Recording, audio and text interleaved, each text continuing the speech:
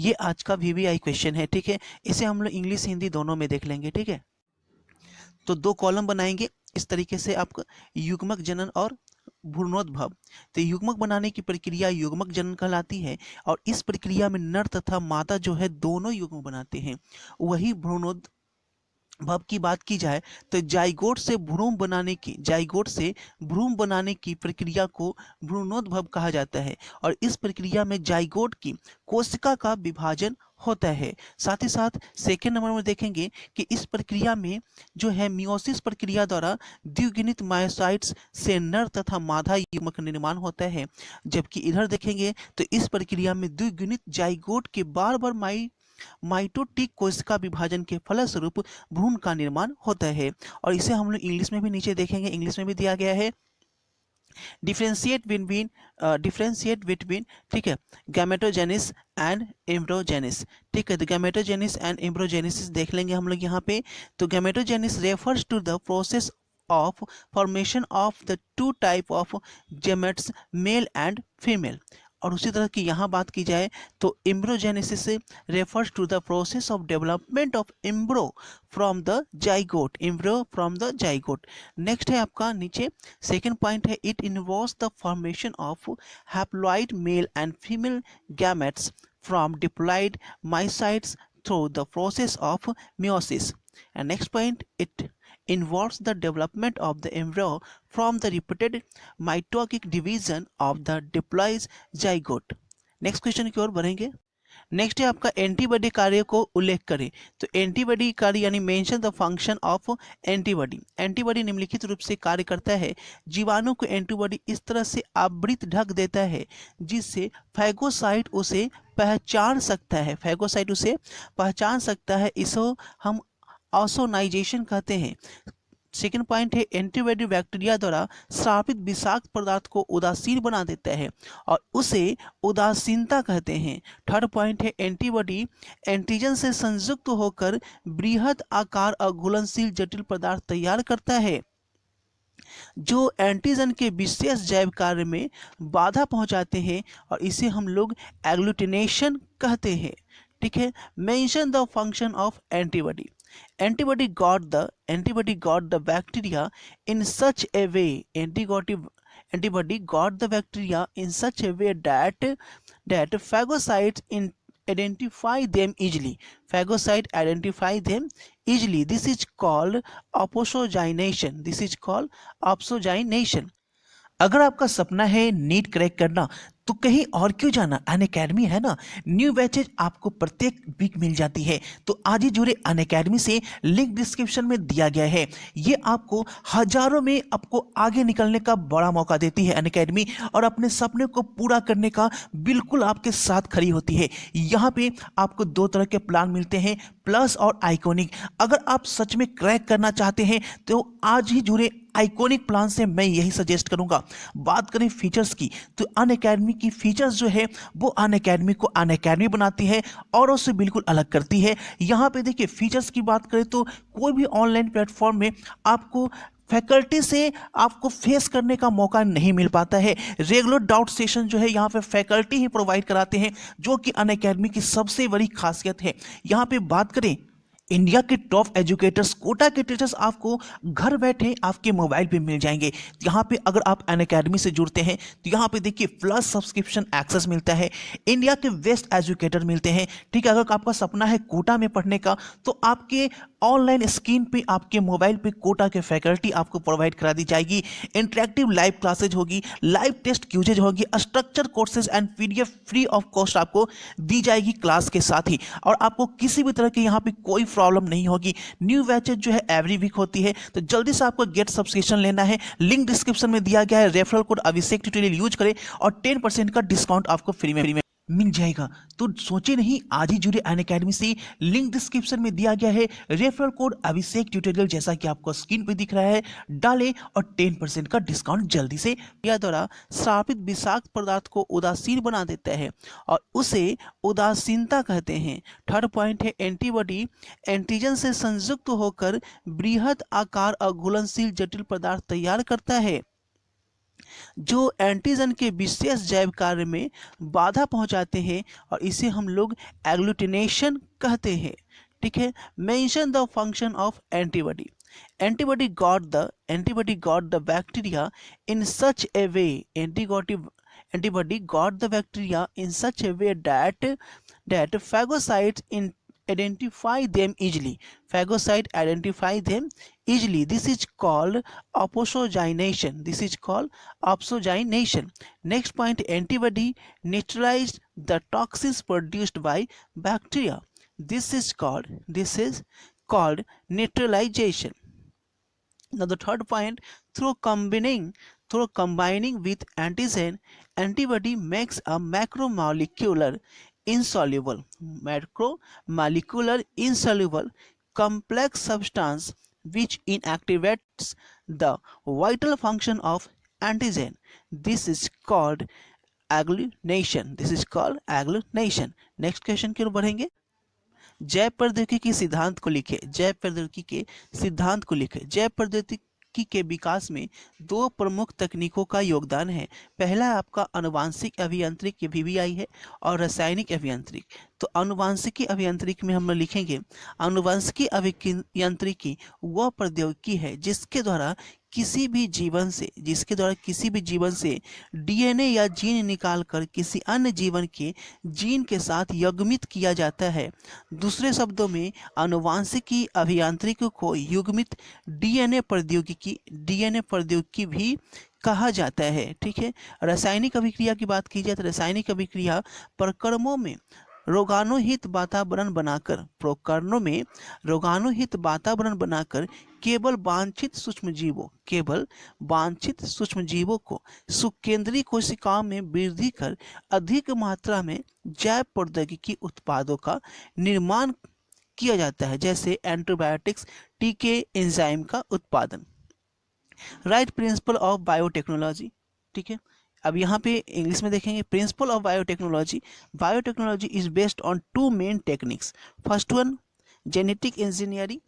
It is the science of manipulate of jeans.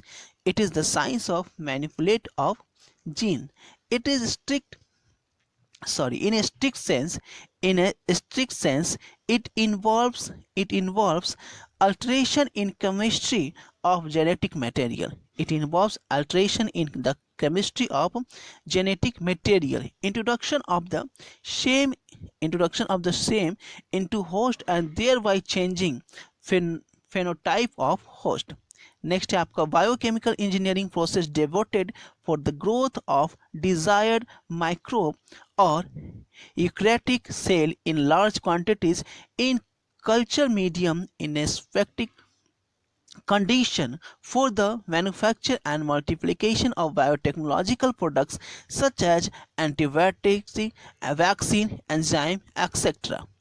ठीक है। Next आपका VBI है, ध्वनि प्रदूषण पर नियंत्रण के उपाय लिखें। ध्वनि प्रदूषण को नियंत्रित करने के उपाय निम्नलिखित हैं। पहला है आपका अधिक शोर पैदा करने वाली मशीनों के स्थान पर कम शोर करने वाली मशीनें लगाई जानी चाहिए। ठीक है। नेक्स्ट है आबादी से दूर औद्योगिक इकाई को स्थापित की जानी चाहिए। थर्ड है लाउड स्पीकर एवं तेज आवाज पैदा करने वाले यंत्रों पर पूर्ण प्रतिबंध लगानी चाहिए। ठीक है। स्क्रीनशॉट यहाँ से ले सकते हैं।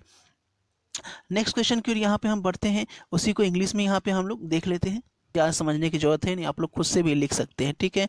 नेक्स्ट क्वेश्चन जो है, एंटीबॉडीज और इंटरफेरेंस में अंतर बताइए। तो पहले लिखेंगे आपका इंटरफेरेंस और एंटीबॉडीज। ठीक है। तो इंटरफेरेंस की बात की जाती है सूक्ष्म जीव से संक्रमित किसी भी कोशिका से स्रावित होता है। ठीक है। और एंटीबॉडीज की बात की जाए तो ये केवल प्लाज्मा की बीटा कोशिकाओं से उत्पन्न होता है। ठीक है। फिर इंटरफेरेंस की बात की जाए तो ये तीव्र प्रतिक्रिया दर्शाते हैं किंतु अस्थायी सुरक्षा प्रदान करते हैं। और एंटीबॉडीज की बात की जाए तो ये धीमी प्रक्रिया वाले किंतु दीर्घकालीन सुरक्षा प्रदान करते हैं। ठीक है। उसी तरह से थर्ड पॉइंट है, कोशिकाओं के अंदर ये क्रिया करते हैं इंटरफेरेंस, जबकि एंटीबॉडीज की बात की जाए तो कोशिका के लिए बाहर प्रतिक्रिया करते हैं। ठीक है।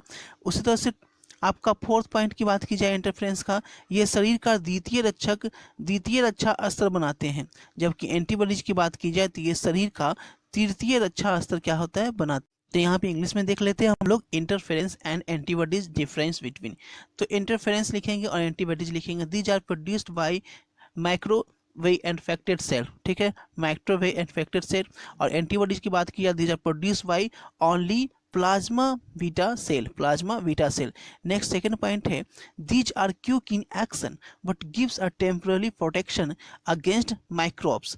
Now the second point is these are slow in action, these are slow in action but give a long lasting protection against antigens, ठीक है। इधर थर्ड पॉइंट की बात की जाए तो these act inside the cell, these act inside the cell.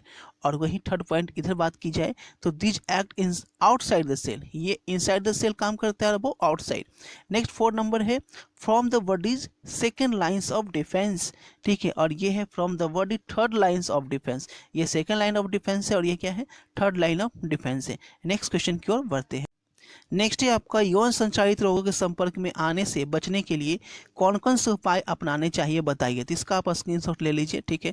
यौन संचारित रोग से क्या क्या उपाय है आप लोग खुद से भी लिख सकते हैं और स्क्रीनशॉट भी ले लीजिए, ठीक है, इंग्लिश में भी है। What measures should be opted to prevent from contracting sexually transmitted disease, ठीक है। तो इस तरीके से आपका दोनों हिंदी इंग्लिश दोनों हो गया। नेक्स्ट क्वेश्चन है पुष्पी पौधों में भ्रूण कोष कैसे विकसित होता है, भ्रूण कोष की संरचना का वर्णन करें। तो गुरु बीजाणु मातृ कोष का अधिसूचन विभाजन के फलस्वरूप 4 गुरु बीजाणु बनते हैं, जिनमें से एक कार्यशील होता है जबकि अन्य 3 क्या होते हैं, अविकसित होते हैं।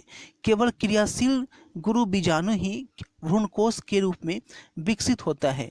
क्रियात्मक गुरु बीजाणु का केंद्रक सूत्री विभाजन से 2 संतति केंद्रक बनाता है जो गुरु बीजाणु के 2 सम्मुख ध्रुव पर चले जाते हैं और न्यूक्लिक भ्रूणकोष की रचना करते हैं। 2 अन्य क्रमिक समसूत्री केंद्र के विभाजन के फलस्वरूप 4 न्यूक्लिक और उसके बाद 8 न्यूक्लिएट भ्रूणकोष की रचना करते हैं।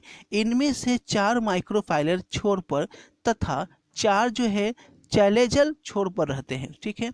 वहीं माइक्रोफाइलोजर के छोर के 4 केंद्रक से 3 अंड समुच्चय बनाते हैं एवं चौथा जो है नीचे की ओर खिसककर ध्रुवीय केंद्रक बनाता है।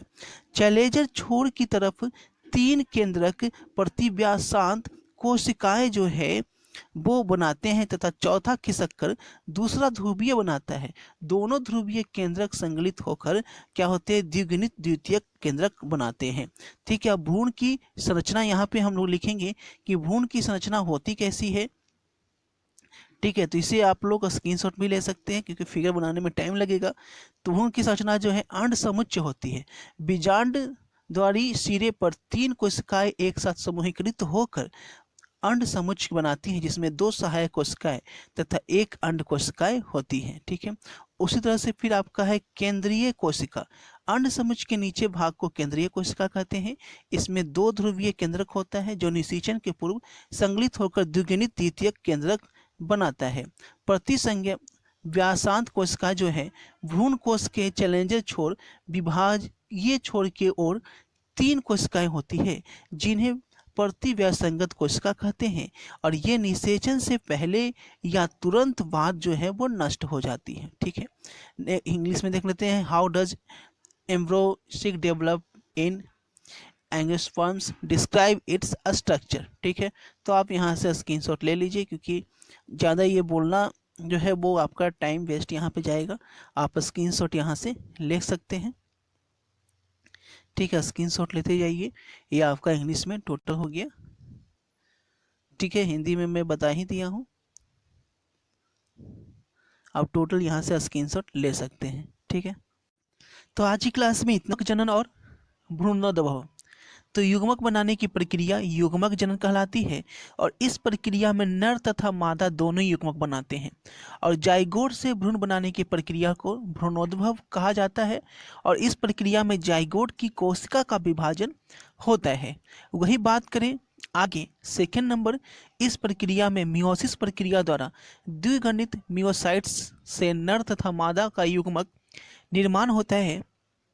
अगर भ्रूणोद्भव की बात करें तो इस प्रक्रिया में द्विगुणित जाइगोट के बार बार माइटोटिक कोशिका विभाजन के फलस्वरूप भ्रूण का निर्माण होता है, ठीक है। इंग्लिश वाले भी यहाँ पे आप स्क्रीनशॉट ले सकते हैं, ठीक है। समझते चलेंगे, आगे बढ़ते हैं अगले क्वेश्चन की ओर। नेक्स्ट है आपका अनिषेक जनन से क्या समझते हैं, what do you understand by parthenogenesis. ठीक है, तो पढ़ेंगे कुछ प्राणियों जैसे कि रोटीफर्स, मधुमक्खी, पक्षी आदि में बिना निषेचन की क्रिया के संपन्न हुए, बिना निषेचन की क्रिया के संपन्न हुए ही किसका निर्माण होता है, नए जीव का निर्माण हो जाता है। और इस प्रकार की घटना को अनिषेक जनन कहा जाता है। ठीक है, समझ गए। और इंग्लिश वाले लिख लेंगे यहाँ पे, Parthogenesis is a process in which the female gamete of some organisms like rotifers, honeybee, and birds, turkey, undergoes development to form new organism without fertilization। ठीक है, बढ़ते हैं अगले क्वेश्चन की ओर। सारा VBI है और आपको एग्जाम में देखने को मिलेंगे। नेक्स्ट है आपका एंटीबॉडी के कार्यों का उल्लेख करें। तो हिंदी और इंग्लिश दोनों में हम लोग देखेंगे। पहले हिंदी में देख लेते हैं। एंटीबॉडी निम्नलिखित रूप से कार्य करता है।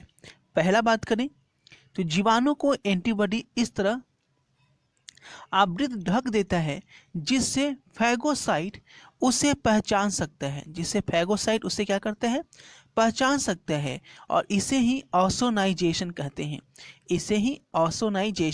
हैं, सेकेंड पॉइंट है एंटीबॉडी बैक्टीरिया द्वारा स्रावित विषाक्त पदार्थ को उदासीन बना देता है। एंटीबॉडी बैक्टीरिया द्वारा स्रावित विषाक्त पदार्थ को उदासीन बना देता है और उसे उदासीनता कहते हैं। थर्ड पॉइंट है एंटीबॉडी एंटीजन से संयुक्त होकर बृहद आकार अघुलनशील जटिल पदार्थ तैयार करता है। एंटीजन जो एंटीजन के विशेष जैव कार्य में बाधा पहुंचाता है और इसे एग्लूटिनेशन कहते हैं। ठीक है, इंग्लिश की बात करें तो क्वेश्चन है mention the function of antibody. तो फर्स्ट पॉइंट होगा antibody got the bacteria in such A way that phagocytes identify them easily. This is called oppogenation. Second point, antibody neutralize the toxins produced by bacteria. This is called neutralization. And the third point, through combining with antigen, antibody makes a macromolecular insoluble complex substance which inactivates the vital function of antigen. This is called agglutination. पढ़ते हैं अगले question की ओर। सहलग्नता तथा विनिमय में अंतर स्पष्ट करें। तो दो तरह का बॉक्स यहाँ पे बनाएंगे, सहलग्नता और विनियमन। ठीक है, तो यहाँ पे लिखेंगे सहलग्नता किसी गुणसूत्र के जीन्स को साथ साथ रखती है और विनिमय गुणसूत्र के जीन को पृथक करके रखती है जिससे नए संयोग बनते हैं।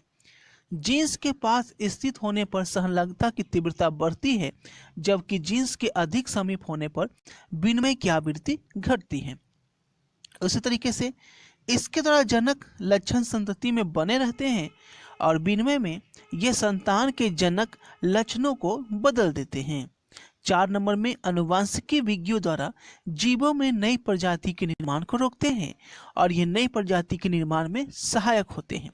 इंग्लिश की बात करें तो डबल बॉक्स यहाँ पे बना लेंगे, differentiate between linkage and crossing over. तो यहाँ से आप स्क्रीनशॉट ले सकते हैं। ठीक है, और 3-4 पार्ट का भी स्क्रीनशॉट यहाँ से ले सकते हैं। नेक्स्ट क्वेश्चन है जैव प्रौद्योगिकी के सिद्धांत को लिखें। जैव प्रौद्योगिकी के विकास में 2 प्रमुख तकनीकों का योगदान है। पहला है आनुवांशिकी अभियांत्रिक और सेकंड है रासायनिक अभियांत्रिक। तो फर्स्ट लिखेंगे आनुवांशिक अभियांत्रिकी। तो आनुवांशिक अभियांत्रिकी वह प्रौद्योगिकी है जिसके द्वारा किसी भी जीवन से डीएनए या जीन निकालकर किसी अन्य जीवन के जीन के साथ युग्मित किया जा सकता है। दूसरे शब्दों में आनुवांशिक अभियांत्रिक को युग्मित डीएनए प्रौद्योगिकी भी कहा जाता है। सेकेंड लिखेंगे रासायनिक अभियांत्रिक, प्रक्रमों में रोगाणुहित वातावरण बनाकर केवल वांछित सूक्ष्मजीवों को सुकेंद्रीय कोशिकाओं में वृद्धि कर अधिक मात्रा में जैव प्रौद्योगिकी उत्पादों का निर्माण किया जाता है, जैसे एंटीबायोटिक्स, टीके, एंजाइम का उत्पादन। ठीक है, इंग्लिश वाले ध्यान देंगे। राइट प्रिंसिपल ऑफ बायोटेक्नोलॉजी, तो इसका आंसर हो जाएगा principle of biotechnology. Biotechnology based on two main techniques, पहला जेनेटिक और सेकेंड बायोकेमिकल्स। ठीक है, यहाँ पे आप लोग स्क्रीनशॉट लेके आगे बढ़ते हैं। अगला क्वेश्चन है ध्वनि प्रदूषण के नियंत्रण के उपाय को लिखें। तो ध्वनि प्रदूषण के नियंत्रण के उपाय निम्नलिखित हैं। पहला है अधिक शोर पैदा करने वाली मशीनों के स्थान पर कम शोर करने वाली मशीन लगानी चाहिए। आबादी से दूर औद्योगिक इकाइयों को स्थापित की जानी चाहिए। लाउड स्पीकर एवं तेज आवाज पैदा करने वाले यंत्रों को पूर्ण प्रतिबंध लगाना चाहिए। ध्वनि प्रदूषण नियंत्रण के लिए first one, there could be developed gadgets to control noise at source of noise. Second point, industrial units should be established away from high density populated area. Second, loudspeakers should be banned. Fourth, sound observers should be used. And the fifth, for control of sound pollution, the law should be enforced effectively. ठीक है, next है antibodies तथा interference में अंतर बताएं। Interference antibodies, तो पहले लिखेंगे यह सूक्ष्मजीव के संक्रमित किसी भी कोशिका से स्रावित होता है। सेकंड पॉइंट है ये केवल प्लाज्मा की बीटा कोशिकाओं से उत्पन्न होते हैं। सेकंड पॉइंट, ये तीव्र प्रतिक्रिया दर्शाते हैं किंतु अस्थायी सुरक्षा प्रदान करते हैं। जबकि सेकंड पॉइंट इसका होगा ये धीमी क्रिया वाले किंतु दीर्घकालीन सुरक्षा प्रदान करते हैं। थर्ड पॉइंट, कोशिकाओं के अंदर क्रिया करते हैं। और थर्ड पॉइंट, कोशिका के बाहर क्रिया करते हैं। और इसका फोर्थ पॉइंट होगा ये शरीर का द्वितीय रक्षा स्तर बनाते हैं। और ये है शरीर का तृतीय रक्षा स्तर बनाते हैं। इंग्लिश की बात करें तो give difference between interference and antibodies. एंटीफेरेंस एंटीबॉडीज का दो कॉलम बनाएंगे। These are produced by micro manufactured cell and these are produced only by plasma beta cells. Second point, these are quick in action but gives a temporary protection against microbes. And the second point, these are slow in action but give a long lasting protection against antigens. Third point, these act inside the cell and the third point ये क्या है, cell के बाहरी काम करता है। These act outside the cells. And the fourth point, from the body second line of defence. And the fourth point, from the body third line of defence. Next है जलवाहित रोगों के रोकथाम के लिए आप क्या करेंगे। संदूषित जलवाहित रोगों जैसे टाइफाइड, अतिसार जैसे रोगों के रोकथाम हेतु हमें स्वच्छ जल का प्रयोग अपने जीवन में करना चाहिए। तो इंग्लिश में है what will you do for prevention of waterborne disease, typhoid and dysentery like contaminated waterborne disease can be prevented by using pure water in daily life.